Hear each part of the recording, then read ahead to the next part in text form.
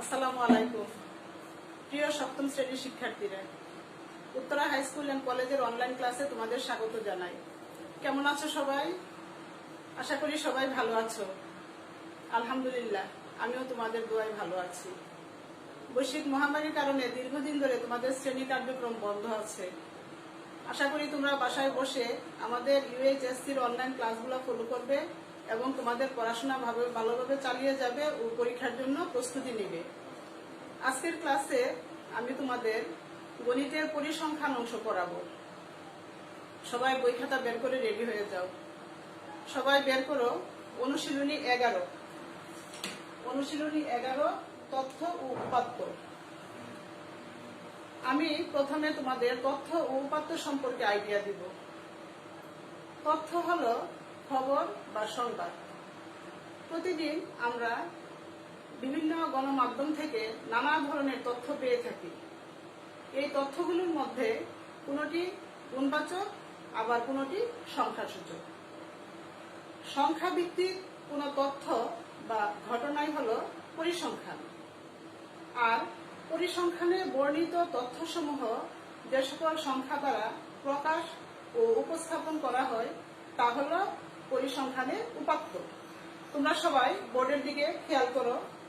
আমি বোর্ডে সপ্তম শ্রেণীর 15 জন শিক্ষার্থীর গণিতের নম্বর লিখেছি। দেখো তোমরা পরপর নম্বরগুলা। এটি একটি পরিসংখ্যান, আর নম্বরগুলো হলো পরিসংখ্যানের উপাত্ত।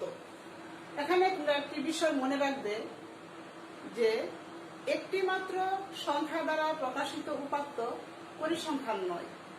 যেমন আমি যদি বলি মাহাতির গণিতে 100 নম্বর পেয়েছে, এটি পরিসংখ্যান নয়। এবার আসো আমরা পরিসংখ্যান উপাত্ত সম্পর্কে জানব।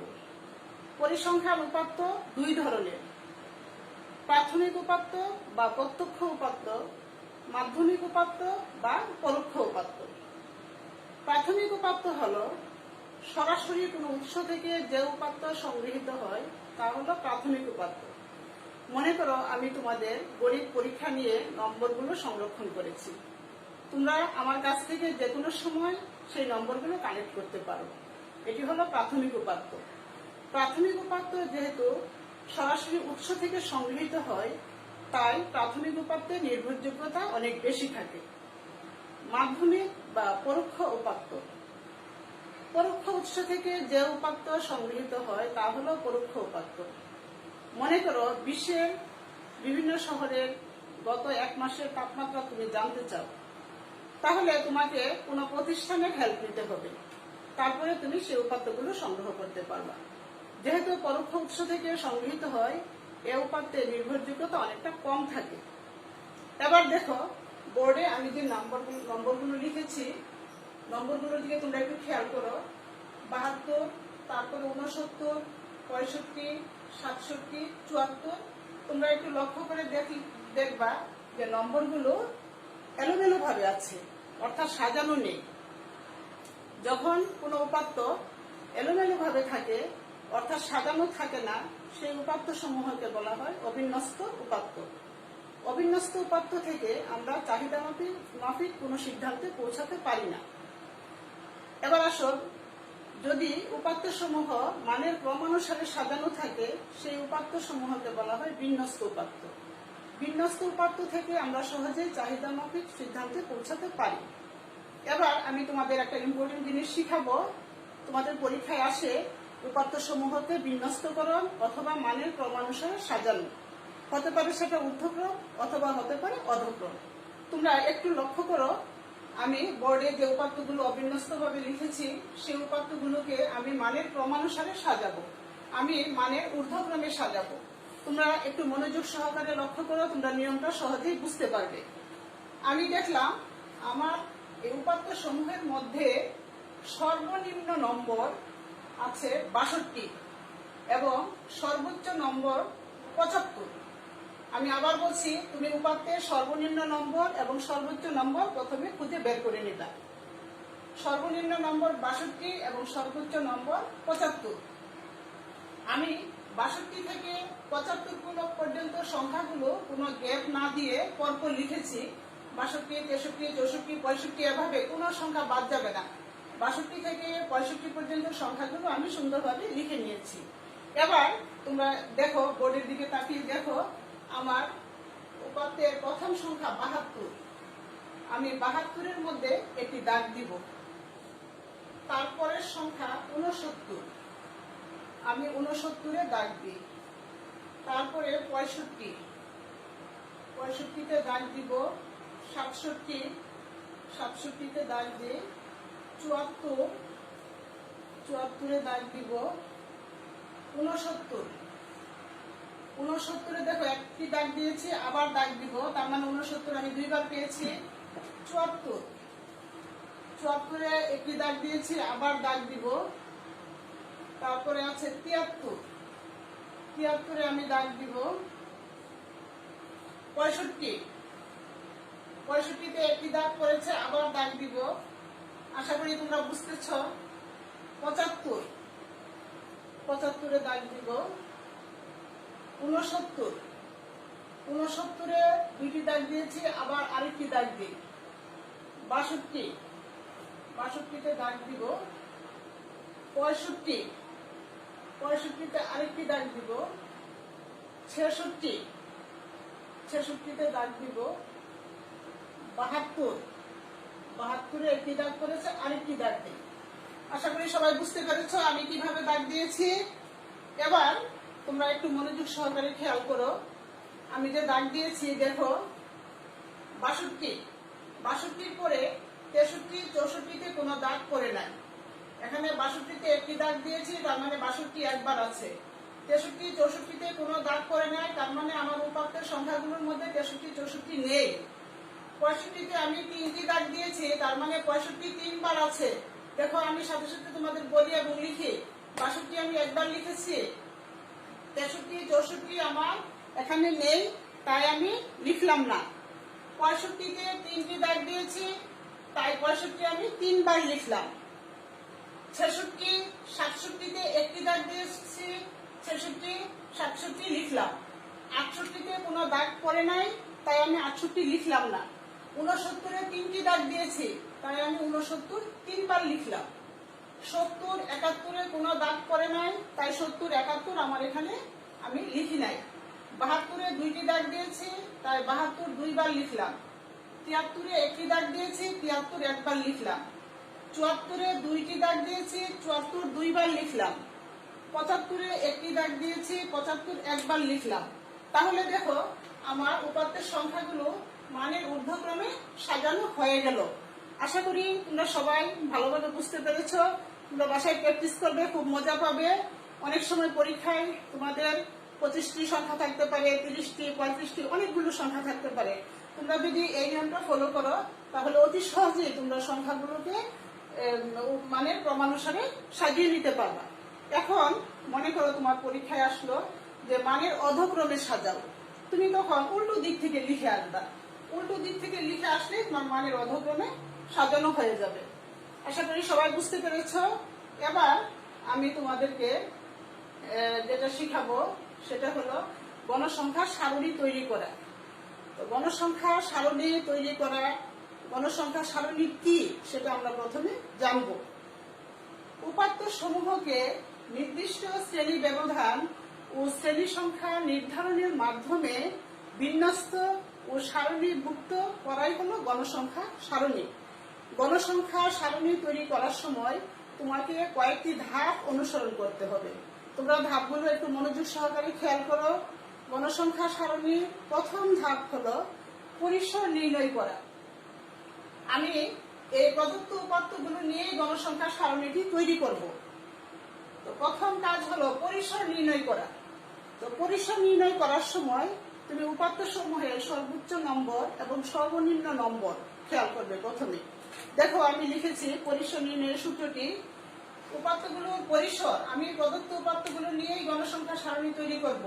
প্রদত্ত উপাত্তগুলোর পরিসর সমান সর্বোচ্চ সংখ্যা বিয়োগ সর্বনিম্ন সংখ্যা যোগ 1। এটি হলো পরিসর নির্ণয়ের সূত্র। এখন আমি জেনেছি যে এখানে উপাত্ত সমূহের সর্বোচ্চ মান হলো 75, সর্বনিম্ন মান হলো 62, এটা আমি বিয়োগ করব, ব্র্যাকেট দিয়ে লেখো যোগ 1। তাহলে কত হয় দেখো, 75 থেকে 62 বাদ দিলে আমার এখানে হচ্ছে 13 যোগ 1, 13 আর একে হলো 14। তার মানে প্রদত্ত উপাত্তের পরিসর 14। তোমাদের পরীক্ষায় সৃজনশীলের ক নাম্বারে আসতে পারে উপাত্ত সমূহের পরিসর নির্ণয় করো। আচ্ছা, এবার পরিসর নির্ণয়ের পরের ধাপ হলো শ্রেণী ব্যক্তি বা শ্রেণী ব্যবধান নির্ণয় করা। শ্রেণী ব্যবধান হলো উপাত্ত সমূহকে কয়েকটি শ্রেণীতে ভাগ করা। শ্রেণীতে ভাগ করার নির্দিষ্ট কোনো নিয়ম নেই, এটি নির্ভর করবে তোমার উপাত্ত সংখ্যা এবং পরিসরের উপরে। সাধারণত আমরা শ্রেণী ব্যক্তি সর্বনিম্ন 5 এবং সর্বোচ্চ 15 ধরে আমরা অঙ্ক করে থাকি। অনেক সময় তোমাদের পরীক্ষায় প্রশ্নে উল্লেখ থাকে যে শ্রেণী ব্যক্তি 5 ধরে সারণী তৈরি করো, শ্রেণী ব্যক্তি 2 ধরে সারণী তৈরি করো। সেক্ষেত্রে তোমরা প্রশ্নে যা থাকবে তোমরা সেটাই করবা। আমি প্রদত্ত উপাত্ত সমূহের সারণী তৈরি করব শ্রেণী ব্যক্তি 5 ধরে। আচ্ছা, তাহলে আমি এই শ্রেণী ব্যক্তি 5 ধরে সারণীটা তৈরি করব। এবার আসো, শ্রেণী ব্যক্তি নির্ধারণের পরে তোমার যে কাজ সেটা হলো তুমি শ্রেণীর সংখ্যা নির্ণয়। শ্রেণীর সংখ্যা তুমি সহজেই বের করতে পারো। শ্রেণীর সংখ্যা কিভাবে নির্ণয় করবা দেখো, তুমি যত শ্রেণী ব্যক্তি ধরেছো, যেমন আমি শ্রেণী ব্যক্তি 5 ধরেছি, শ্রেণী ব্যক্তি 5 ধরে শ্রেণীর সংখ্যা আমি নির্ণয় করব। শ্রেণীর সংখ্যা নির্ণয়ের সূত্রটি হলো পরিসর বাই শ্রেণী ব্যক্তি। তার মানে পরিসরকে শ্রেণী ব্যক্তি দিয়ে ভাগ করতে হবে। দেখো, আমি এখানে পরিসর বের করে রেখেছি 14। আমি উপরে লিখবো, শ্রেণী ব্যক্তি হলো 5। তুমি 5 দিয়ে 14কে ভাগ করো, রেজাল্ট আসে 2.8। যদি তোমার শ্রেণীর সংখ্যা দশমিক ভগ্নাংশ আসে তাহলে তুমি পরবর্তী পূর্ণ সংখ্যাটাকে শ্রেণীর সংখ্যা ধরে নিবা। আশা করি সবাই বুঝতে পেরেছো শ্রেণীর সংখ্যা নির্ণয়। অনেক সময় তোমাদের সৃজনশীলের ক নাম্বার আসতে পারে যে শ্রেণী ব্যক্তি 5 ধরে প্রদত্ত উপাত্ত সমূহের শ্রেণী সংখ্যা নির্ণয় করো। তাহলে তোমরা কি করবা, শ্রেণী সংখ্যা সমান পরিসর বাই শ্রেণী ব্যক্তি। পরিসরকে শ্রেণী ব্যক্তি দিয়ে ভাগ করলে শ্রেণী সংখ্যা নির্ণয় হয়ে যাবে। সারণী তৈরি করার পরবর্তী ধাপ হলো কেলি চিহ্নের মাধ্যমে গণসংখ্যা নির্ণয়। তোমরা ক্লাস 5 থেকে কেলি চিহ্নের ধারণা পেয়েছো কিভাবে কেলি চিহ্ন লিখতে হয়। এখানে কেলি চিহ্ন আমি বসাবো প্রত্যেক শ্রেণীর সংখ্যাসূচক মান। প্রত্যেক শ্রেণীতে কতটি সংখ্যা আমার এখানে আছে সেটা দেখে আমি কেলি চিহ্ন বের করব এবং কেলি চিহ্ন অনুযায়ী আমি গণসংখ্যা লিখব। তোমরা সবাই আমি যে মানের ক্রমানুসারে সাজিয়েছি একটু খেয়াল করো। এই মানের ক্রমানুসারে সাজিয়ে নিলে তোমার সারণী তৈরি করতে খুব অল্প সময়ের মধ্যে তুমি সারণী তৈরি করতে পারবা, সময় কম লাগবে। তোমরা খেয়াল করো, আমি এখানে গণসংখ্যা সারণীর ছকটা করে নিয়েছি। ছকের মধ্যে আছে নম্বরের শ্রেণী, কেলি চিহ্ন, গণসংখ্যা। যেহেতু আমি শ্রেণী ব্যক্তি 5 ধরে আমি সারণীটা তৈরি করব, আমার এখানে সর্বনিম্ন নম্বর হলো 62। তাই আমি এই শ্রেণী ব্যক্তিটা করেছি 61 থেকে শুরু করেছি। যেহেতু 5 শ্রেণী ব্যবধান, 61 থেকে 65 5 হয়, 66 থেকে 70, পরের শ্রেণীটা হবে 71 থেকে 75। এখানে কেন শেষ করলাম, আমার সর্বোচ্চ মান হলো 75। তুমি খেয়াল করো যে শ্রেণী ব্যক্তি সবসময় এখানে একই সংখ্যা 5। এবার আমি উপাত্তগুলো থেকে যে মানের ঊর্ধ্বক্রমে সাজিয়েছি সেখান থেকে আমি কেলি চিহ্নগুলো দেখাই। তোমরা খেয়াল করো, এখানে 61 থেকে 65 গুনে নাও। 61 থেকে 65-র মধ্যে 1 2 3 4 চারটি সংখ্যা, তাই আমি কেলি চিহ্ন 4 লিখলাম। দেখো, খাড়া খাড়া 4টি দাগ দিলে কেলি চিহ্ন 4 হয়ে যাবে। এখানে 4 লিখো। তারপরে 66 থেকে 70, 66 থেকে 70 1 2 3 4 5। কেলি চিহ্নে 5 কিভাবে লিখে তোমাদের সবারই জানা আছে, আমি তারপরে বলছি। দেখো, এইভাবে আড়াআড়ি দিয়ে দিলে তোমার 5 হয়ে যাবে। এখানে লিখো 5। তারপরে শ্রেণী হলো আমার 71 থেকে 75। 71 থেকে 75 1 2 3 4 5 6 6টি সংখ্যা আছে। কিভাবে টেনে চিহ্নে 6 লিখে দেখো। আমি প্রথমে 5 লিখব, 5 লিখে তারপরে 1 লিখব, তাহলে 6 হয়ে যাবে। তুমি আবার টোটাল করে দেখো তোমার কত হয়। মোট 15। শুরুতে আমি লিখেছিলাম, দেখো এখানে 15 জন শিক্ষার্থী নম্বর, তাহলে আমার মিলে গেল। এইভাবে তোমরা গণসংখ্যা সারণী তৈরি করবা। তাহলে আজকের ক্লাস থেকে আমরা যা শিখলাম আমি এক নজরে তোমাদের একটু বলে নেই। প্রথমেই তোমরা তথ্য ও উপাত্ত কি, উপাত্ত সমূহের প্রকারভেদ সম্পর্কে জানবে, শিখবে। তারপরে অবিন্যস্ত উপাত্তকে কিভাবে মানের ক্রমানুসারে সাজাতে হয়, মানের ঊর্ধ্বক্রমে সাজানো, অধক্রমে সাজানো, সেটা ভালো করে শিখবে। তারপরে গণসংখ্যা সারণী করতে গেলে যে ধাপগুলি অনুসরণ করতে হবে সেই ধাপগুলি সম্পর্কে তোমাদের আইডিয়া দিলাম এবং সারণী তৈরি করা শিখালাম। আশা করি সবাই খুব ভালোভাবে বুঝতে পেরেছো। তোমরা বাসায় প্র্যাকটিস করবে, তাহলে আরো তোমাদের জানা হবে, বুঝতে পারবা। এবার তোমরা সবাই এইচডব্লিউটা লিখে নাও। সবাই বের করো এইচডব্লিউ পৃষ্ঠা নাম্বার 168 বের করো সবাই। তোমাদের পৃষ্ঠা নাম্বার 168, এখানে 12 থেকে 16 পর্যন্ত যে অঙ্কগুলো আছে প্রত্যেকটি অঙ্ককে তোমরা বাসায় বসে সৃজনশীল প্রশ্ন তৈরি করবে এবং সমাধান করবে। কিভাবে সৃজনশীল প্রশ্নটা হবে শুনো। তোমরা ক নাম্বারে সংজ্ঞামূলক কিছু লিখতে পারো, আমি যে পড়ানোর সময় যা বলছি। তারপরে খ নাম্বারে এখানে 12 থেকে 16 প্রত্যেকটি অঙ্ককে তোমরা মানের ঊর্ধ্বক্রমে অধক্রমে সাজাবা। আমি যেভাবে বোর্ডে তোমাদের নিয়মটা দেখিয়ে দিয়েছি সেভাবে সুন্দর করে তোমরা খ নাম্বারে মানের ঊর্ধ্বক্রমে সাজিয়ে নিবা। তারপরে গ নাম্বারে তোমাদের পছন্দ মতো শ্রেণী ব্যক্তি বা শ্রেণী ব্যবধান নিয়ে তোমরা সারণী তৈরি করবা।